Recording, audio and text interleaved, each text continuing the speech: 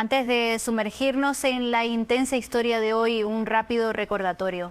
Más del 90% de nuestros espectadores ven nuestros videos, pero no están suscritos. Si disfrutas contenido como este, tómate un segundo para presionar el botón de suscribirte y activar las notificaciones para no perderte ninguna actualización. Y si esta historia te resulta atrapante, no olvides darle like al video, realmente nos ayuda. No sé cómo empezar una historia que destrozó mi mundo, pero tal vez la mejor manera sea comenzar con lo ordinario, porque eso era exactamente la vida antes de que explotara en traición y caos. Ordinaria, familiar, cómoda, mi nombre no importa. Lo que importa es la vida que construí y la mujer en la que confié cada rincón de ella. Conocí a Anaía en la boda de un amigo, no era ruidosa ni llamativa, tenía una calidez silenciosa que te atraía, no era del tipo que buscaba atención, pero la atención siempre la encontraba a ella. Recuerdo la forma en que miraba a la novia esa noche como si soñara con ese momento para sí misma. Ese fue el comienzo. Me enamoré más fuerte y más rápido de lo que jamás imaginé, y cuando nos casamos un año después pensé que tenía todo lo que siempre había querido. No éramos perfectos, pero éramos un equipo, o al menos eso creía. En los primeros años éramos como cualquier otra pareja.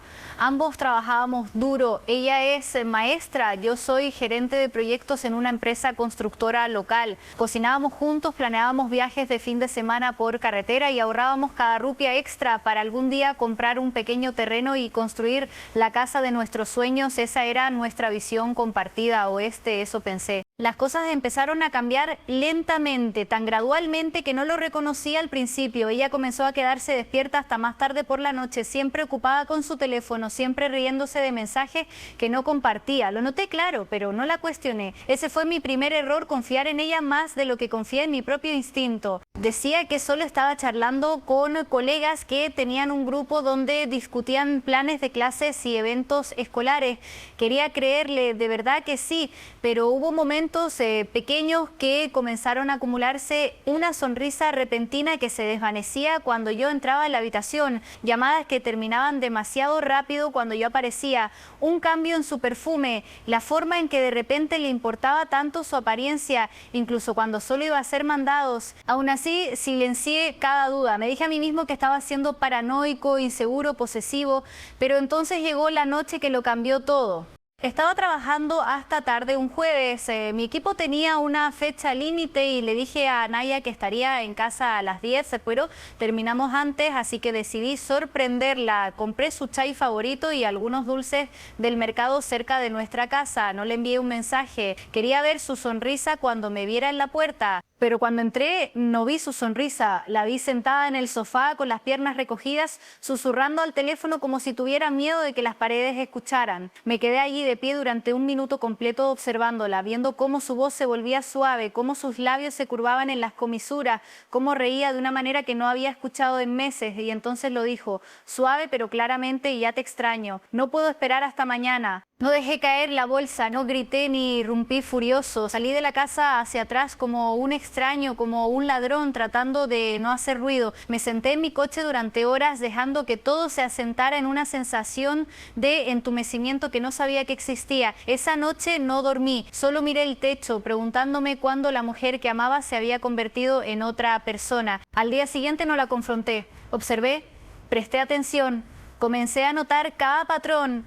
Los mensajes matutinos que intentaba ocultar, las repentinas reuniones de trabajo los fines de semana, la ropa nueva que decía que estaba en oferta. Empecé a seguirla sin que ella lo supiera, y así fue como lo encontré. Era más joven, un entrenador de gimnasio en un estudio de fitness elegante al que ella se había unido unos meses antes. Su nombre no me importaba, todo lo que sabía era que él era quien recibía la risa que solía ser mía. Él era quien robaba las horas de mi matrimonio. La primera vez que los vi juntos fue en un café cerca de la escuela donde ella enseñaba. Se veía tan cómoda con él como si pudiera respirar en su presencia. Recuerdo verla acomodarse el cabello detrás de la oreja y sonreír de esa manera juguetona, coqueta, como si tuviera 20 años otra vez. No estaba enojado, estaba vacío. Podría haberla confrontado en ese mismo momento, pero no lo hice porque me di cuenta de algo entonces. Ella ya me había dejado. Su cuerpo estaba en nuestra casa, pero su corazón estaba en otro lugar, y confrontarla no la traería de vuelta. Así que en lugar de gritar o suplicar o derrumbarme, comencé a planear. Para mí la venganza no se trataba de destruirla, se trataba de recuperarme a mí mismo. No iba a quemar nuestra casa ni a arrastrar su nombre por el barro. Le permitiría cavar su propia tumba, pero yo controlaría qué tan profunda sería. Comencé con el silencio, dejé de preguntarle a dónde iba.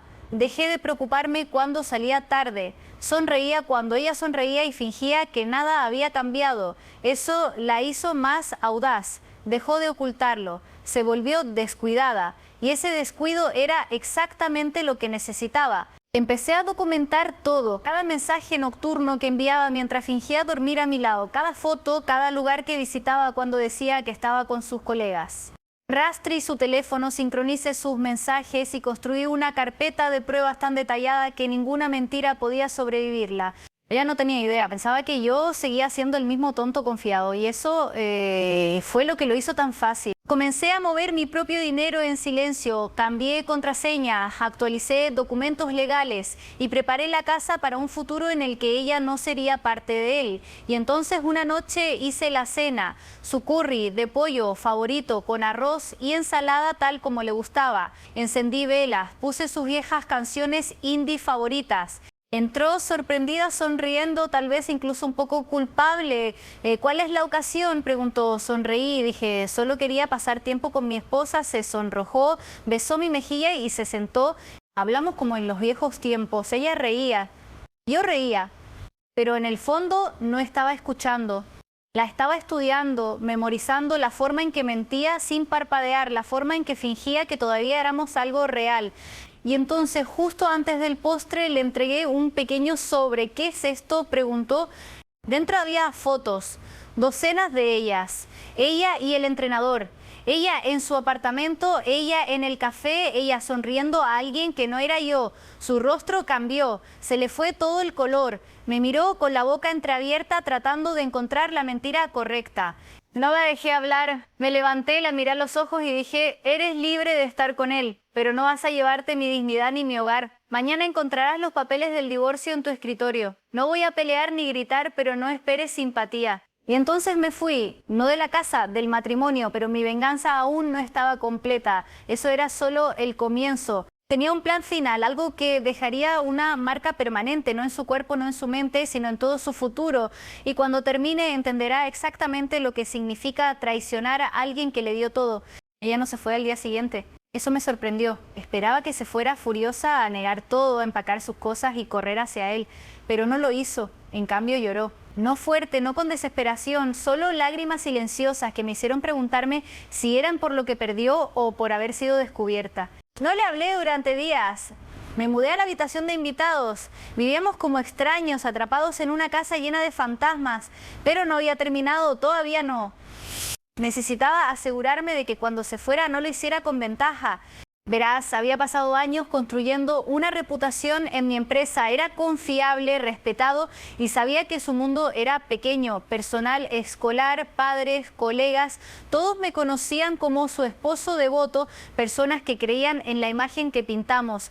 No quería arruinar su nombre, pero tampoco iba a protegerla de las consecuencias, así que seguí interpretando el papel del esposo tranquilo y herido en público. Asistía a eventos, a cenas familiares, sonreí en fotos. Mientras tanto, ella permanecía en silencio, distante, casi asustada, y la gente lo notó. Las preguntas comenzaron a circular. No las respondí. Dejé que el silencio se volviera pesado. Esa fue mi segunda arma, el silencio, porque el silencio vuelve curiosa a la gente y la curiosidad es un fuego. Eventualmente ella se lo confesó a su hermana, lo supe porque su hermana me llamó. Estaba llorando, pidiendo disculpas, tratando de entender cómo su hermana perfecta pudo traicionar al hombre que le dio todo. No dije nada malo sobre Anaya, ni una palabra, ese era el truco, no tenía que hacerlo. Ella ya se estaba destruyendo sola.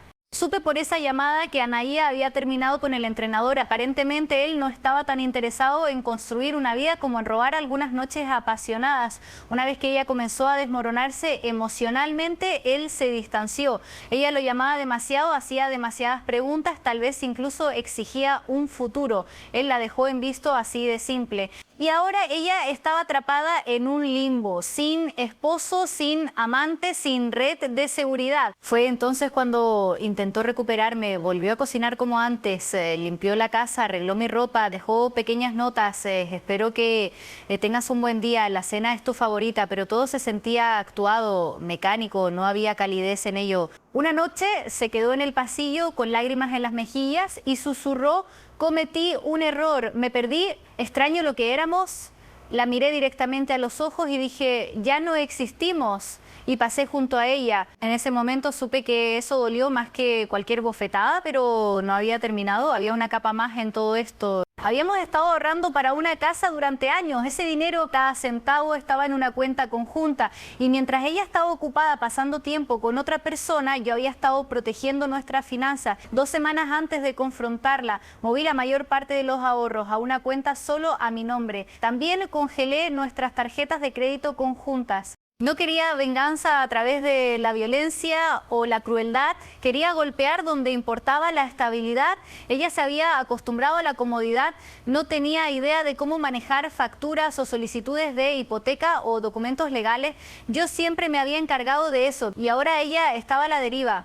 Finalmente le entregué los papeles del divorcio sin drama, sin gritos, los dejé sobre la mesa una mañana junto a su taza de té, bajó las escaleras, los vio y se quedó paralizada. ¿Es esto lo que realmente quieres?, preguntó. No, dije en voz baja, pero es lo que te ganaste. No discutió, firmó, pero aún tenía un movimiento más que hacer. Ella no lo sabía todavía, pero yo ya había hablado con el director de su escuela, no para avergonzarla, no para humillarla, sino para solicitar un traslado. Le expliqué que la situación se había vuelto emocionalmente tóxica y que no quería estar en la misma ciudad una vez que el divorcio fuera oficial. Él lo entendió. Solicité un traslado a una sucursal en una nueva ciudad y fue concedido. Empaqué mis cosas una semana antes de la audiencia final. Cuando se lo dije, intentó una última vez: por favor, no te vayas así, al menos hablemos. Miré alrededor de la casa una última vez, los recuerdos, las fotos, los muebles que elegimos juntos y dije: esto no es un adiós. Dijiste adiós el día que elegiste a alguien más. Y entonces me fui, pero no desaparecí. No. Quería que viera la vida que estaba construyendo sin ella. Actualicé mis redes sociales por primera vez en años, compartí destellos de mi nuevo apartamento, del gimnasio al que me uní, de los amigos con los que me reconecté. Nada ostentoso, nada amargo, solo lo suficiente para que supiera que estaba bien. Y ella lo notó, empezó a dar like a mis publicaciones, a ver mis historias, a enviarme pequeños mensajes. Espero que estés bien. Vi tu foto, te ves saludable, esa vista es hermosa, nunca respondí. La venganza no siempre llega en llamas, a veces llega en silencio, en crecimiento, en la fuerza de reconstruir. Incluso la vi una vez, meses después. Estaba en un supermercado en mi nueva ciudad. Ella estaba allí por un taller, probablemente algo relacionado con la escuela. Nuestras miradas se cruzaron brevemente. Sonrió, débil, insegura. Yo sentí con cortesía y pasé junto a ella como un extraño. Fue entonces cuando me di cuenta de que la mejor venganza no era demostrar que ella estaba equivocada, era demostrarme a mí mismo que nunca la necesité para empezar. Ella pensó que era el sol y que yo me marchitaría en su ausencia, pero yo no era la flor, yo era la tormenta y apenas estaba comenzando a reconstruir lo que ella intentó destruir. Es extraño cómo la vida lentamente reescribe tu dolor en sabiduría. Después de que el divorcio se finalizó, no hubo un momento dramático de libertad o victoria. No hubo fuegos artificiales ni celebraciones ruidosas. Solo silencio, una quietud inquietante como el silencio después de una tormenta cuando todo se ve igual, pero nada se siente familiar. Me mudé a mi nuevo lugar una semana después. Era pequeño, modesto, apenas amueblado, pero era mío. Sin fantasmas, sin fingir, sin dudar de todo lo que decía o hacía. Por primera vez en años, respiré sin un nudo en el pecho. No me lancé a salir con alguien ni intenté distraerme con felicidad temporal. Eso fue lo que ella hizo y mira a dónde la llevó. No quería hacer una versión de eso, quería sanación, no escape. Así que empecé desde cero, no solo con mi hogar, sino conmigo mismo. Me enfoqué en la rutina. Comencé a despertarme temprano otra vez, no porque tuviera que hacerlo, sino porque quería. Empecé a escribir un diario, a leer libros que antes había ignorado. Me inscribí en un curso de fotografía en línea, di largas caminatas después de cenar, me reuní con viejos amigos de la universidad que me recordaron al hombre que solía ser antes de ceder partes de mí a alguien que no las merecía. Y a medida que pasaban los días sentí algo inesperado, sentí paz. La ira que una vez sostuve como una espada comenzó a oxidarse. El dolor que había sido una sombra empezó a desvanecerse y lentamente la mujer que una vez dominó cada rincón de mi mente comenzó a desaparecer de ella. No supe nada de Anaya durante casi 5 meses. Luego, una mañana, recibí un mensaje, un simple texto en WhatsApp, solo 4 palabras. ¿Podemos hablar, por favor? Lo miré durante un minuto completo. Mi corazón no se aceleró, mis manos no temblaron, no sentí odio, no sentí amor. Solo me sentí distante, como si alguien hubiera llamado desde un número que solía conocer, pero que ya no tenía guardado. No respondí. 3 días después envié otro mensaje, esta vez más largo. Sé que no tengo derecho a escribirte, pero no estoy bien, no quiero simpatía. Solo necesitaba decir que lo siento, no merecías lo que hice. Ni siquiera entendí cuánto significabas para mí hasta que te perdí. Lo leí una vez y lo cerré. No la bloqueé, pero tampoco respondí. Verás, cuando alguien te rompe no le corresponde elegir cómo sanas. No tienen derecho a interrumpir tu paz solo porque finalmente sienten el peso de sus decisiones. Eso no es redención, es culpa. Y yo no iba a cargar con la suya junto con mis propias heridas. Aún así, su mensaje removió algo en mí, no por ella, sino por mí mismo. Comencé a reflexionar más profundamente, no sobre su traición, sino sobre cómo me había dejado cegar en nombre del amor. Había ignorado señales de alerta, había desestimado mi intuición. La había elegido una y otra vez, incluso cuando ella había dejado de elegirme a mí. Esa realización fue dura porque, aunque ella me rompió el corazón, yo me había traicionado primero al fingir que era feliz cuando no lo era. Esa fue la capa final de sanación, asumir mi parte por haber guardado silencio demasiado tiempo. Con el tiempo, los rumores comenzaron a circular. Amigos en común mencionaron que había dejado al entrenador meses atrás. Al parecer, él la dejó en visto poco después de que yo me fui. Sus colegas notaron que estaba retraída, distraída, empezó a tomar licencias médicas con frecuencia. Había rumores de que la trasladarían a una escuela más pequeña debido a problemas de rendimiento. Nunca confirmé nada de eso, no lo necesitaba, pero una parte de mí, tal vez la parte que aún recordaba a la antigua ella, esperaba que encontrara su camino incluso si no era conmigo. Y entonces llegó el mensaje final, un correo electrónico escrito como una carta. No espero que me perdones. Solo necesito decir lo que nunca tuve el valor de decir cuando importaba. Fui egoísta. Me perdí en la atención, en la fantasía, en una versión de mí que creí querer. Pero la verdad es que destruí a la única persona que realmente me amó. No gritaste, no devolviste el golpe. Simplemente te fuiste. Y ese silencio me persigue todos los días. Espero que ahora seas feliz. Espero que alguien te vea como yo nunca lo hice. Me quedé allí sentado durante mucho tiempo después de leerlo. Luego archivé el mensaje en silencio porque el cierre no viene de la persona que te hirió, llega cuando ya no necesitas su disculpa para seguir adelante. No solo había sobrevivido a su traición, la había superado. Comencé a trabajar en un proyecto personal con mi fotografía. Publiqué una pequeña serie fotográfica sobre la sanación titulada Después del fuego. No se trataba de ella, no se trataba de venganza. Se trataba de recuperar los espacios dentro de mí que habían sido quemados y abandonados. La serie recibió más atención de la que esperaba, la gente se identificó con ella, algunos me escribieron en privado diciendo que les veía ayudado a atravesar sus propias rupturas y desamores. Fue entonces cuando me di cuenta de que mi dolor no era una maldición, era un espejo, una forma para que otros vieran que ellos también podían sanar. Incluso di una charla en un evento artístico local. Hablé sobre la traición sin amargura, sobre reconstruir sin venganza, sobre cómo la verdadera fortaleza aparece cuando dejas de buscar destrucción y comienzas a elegir la creación. Y fue entonces cuando conocí a alguien. No una historia de amor, todavía no, pero alguien que no conocía mi pasado, que no me veía como el hombre cuya esposa fue infiel, sino como un hombre que veía belleza en las cosas ordinarias. Hablamos de libros, de viajes, de arte y pérdida y recuerdos. Hizo preguntas no por lástima, sino por curiosidad. Y por primera vez en años sentí algo moverse dentro de mí, no apego, sino esperanza. No sé a dónde irá, tal vez a ningún lado, tal vez a todas partes, pero ya no tengo prisa por encontrar el próximo capítulo. Todavía estoy disfrutando el proceso de reescribirme. En cuanto a Naya, escuché que se mudó de nuevo a la casa de sus padres. No sé si está trabajando ahora, no sé si es feliz y la verdad es que no necesito saberlo porque la verdadera venganza no estuvo en verla caer, estuvo en mantenerme firme mucho después de que ella esperaba que yo me derrumbara. Ella se fue pensando que yo me rompería, pero no me rompí, construí, me levanté de lo que ella intentó enterrar y ahora cuando me miro al espejo no veo al hombre que perdió su matrimonio, veo al hombre que se encontró a sí mismo.